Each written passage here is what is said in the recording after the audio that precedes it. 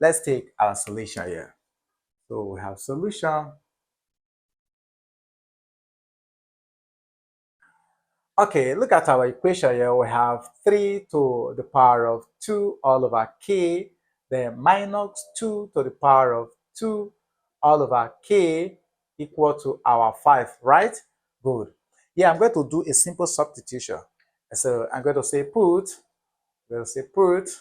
um, our 2 all over k to be equal to, let's say, y here. Because what we have here and what we have here are the same. Okay, so our original equation now becomes our 3 to the power of y, then minus 2 to the power of y equal to our 5. Now, here comes the trick we are going to apply in solving this simple challenge here now. We think of rewriting our 5. We know that our 5 could be written as 9 minus 4. And so this is going to give us our 3 to the power of our y minus our 2 to the power of y, they're equal to 9 minus 4. Now check the numbers or the figures we have on the right hand side of the equation. They are perfect square. So we just go ahead to rewrite them. And so we're going to have our 3 to the power of y, then minus 2 to the power of y equal to our 3 to the power of 2 minus our 2 to the power of 2. Perfect. So we are having 3 to the power of y minus 2 to the power of y, and here we're having 3 to the power of 2 minus 2 to the power of 2. So by comparison, let's put it here.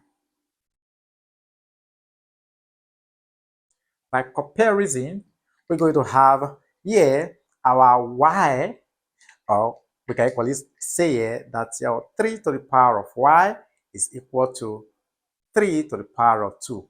Or we have our 2 to the power of y is equal to our 2 to the power of 2. Either of them. Okay, so from here, if we do this comparison, we're going to have our y, because we have the bases to be same, so we can equate the exponent. So we're going to have, therefore, our y is equal to 2. Either way, yeah, the bases are the same, so we can equally equate the exponent. So if we have y to be 2, then we now look again.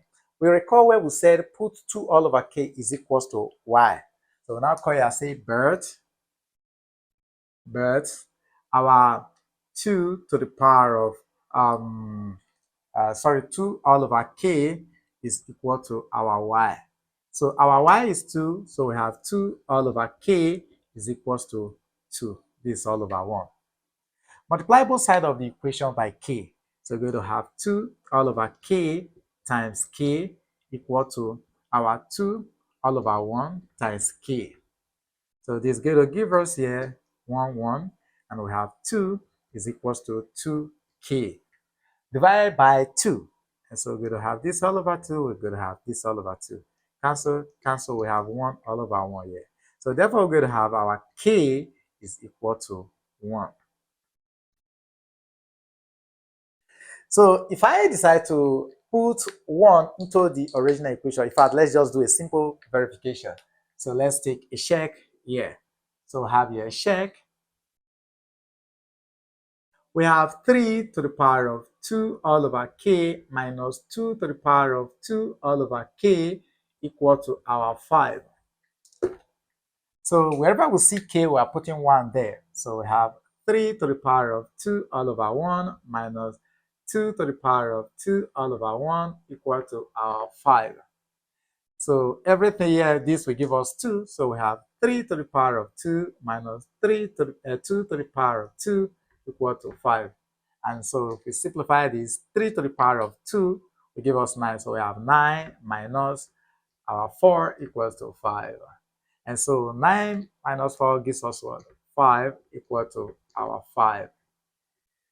Although we still have other roots that will come from the imaginary word or imaginary number, imaginary set of number that will equally satisfy these equation. But here we are told that x belongs to a set of real numbers.